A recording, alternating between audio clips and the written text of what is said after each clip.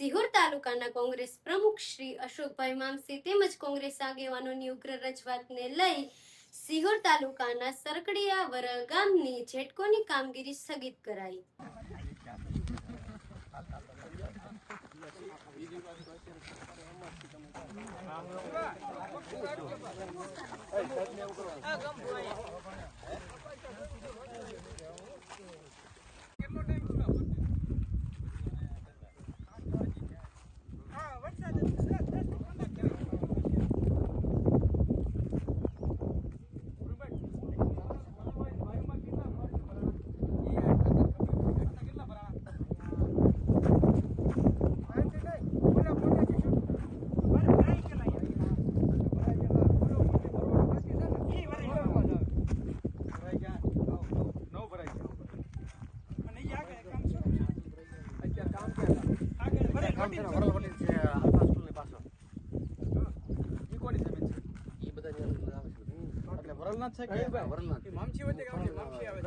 સંપર્ક કરો ને કામ કોનું શરૂ છે, કોક માણસ મોકલીને ખાતેદાર કોણ છે સંપર્ક કરો ને એટલે કામ પેલા બંધ કરાવી દઈએ.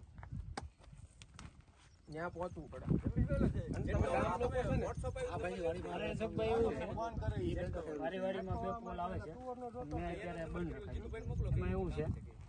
સર્વે નંબર અલગ બોલે છે, નિશાન મારામાં એટલે જમીનમાં આપણી ભૂલનો શિકાર બન્યા એ લોકો. હા, એવું કઈક હશે. એમાં કલેક્ટર બોલાવે, આદત નાખવાનું છે. અમને કલેક્ટર બોલાવે અને તમને એમ કે બોલો તો શું કીધું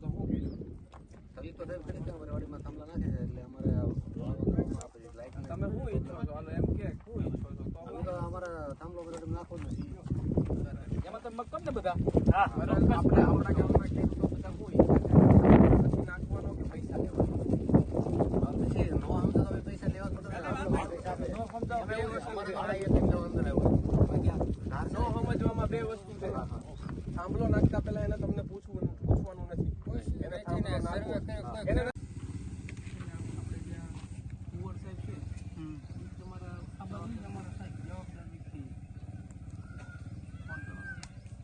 આપણે અત્યારે કામનો ઓર્ડર તો કુંવર જ કર્યો છે. હા, પણ સારી રીતે આપણે કોને નોટિસ નથી મળી? જેને અમુક ને મળે, અમુક ને ન મળે, એને થળ ઉપર દીધેલી આપી દેવાય. આપણે કોલ અત્યારે તમારે ફાઉન્ડેશન કર્યું આપણે? ના, ફાઉન્ડેશન બાકી છે મારો. તમારામાં બાકી મહેનત નિશાન કરી ગયા. નિશાન કરી ગયા બધામાં. નિશાન છેલ્લી બધી મારી ગયા.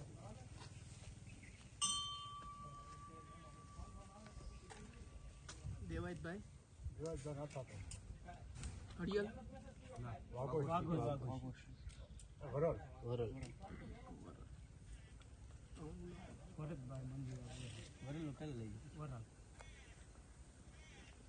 સિહોર તાલુકાના વરલ અને સરકડિયા ગામે 66 કેવીના વીજપોલ સગાપરા સબસ્ટેશનથી શરૂ કરી અને દિહોર સબસ્ટેશન સુધી આ લાઈન જઈ રહી છે અને એના પોલનો ફાઉન્ડેશનનું કામ શરૂ થયું.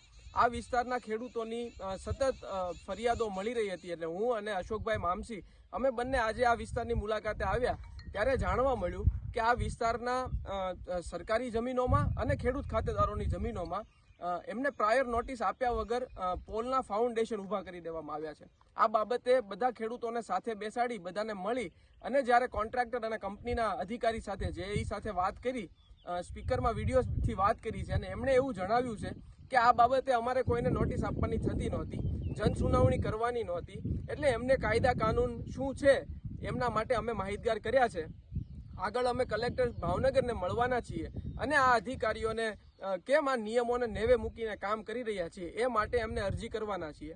આપને જાણીને નવાઈ લાગશે કે આ કામ શરૂ કરતા પહેલા કોઈ જ ખેડૂતને નથી પ્રાયર નોટિસ આપવામાં આવી, નથી કોઈ જનસુનાવણી આદરવામાં આવી. આ ખેડૂતોને સાંભળ્યા વગર કંપનીએ તાનાશાહી કરી અને બધા ખેડૂતોના ખેતરમાં વીજપોલ માટેના ફાઉન્ડેશન ઊભા કરી દીધા છે.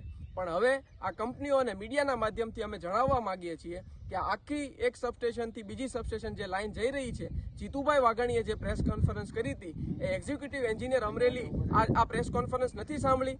એમણે કીધું હતું MRC કમિટી થાય, વળતર ચૂકવાય, ભાવો નક્કી થાય અને પછી કામ કરવાના છે. પણ આ લોકો તો જાણે પોતાનું ગુજરાત હોય, પોતાનો ભાવનગર જિલ્લો હોય એવી રીતે મનમાની રીતે કામ કરવા માંડ્યા છે. ત્યારે હું અને અશોકભાઈ આજે અમે આ જે વિસ્તાર છે એની મુલાકાત લીધી છે અને આવનાર સમયમાં અમારા ખેડૂત સમિતિના જે આગેવાનો છે એમને સાથે રાખીને આ લડત લડવાના છીએ.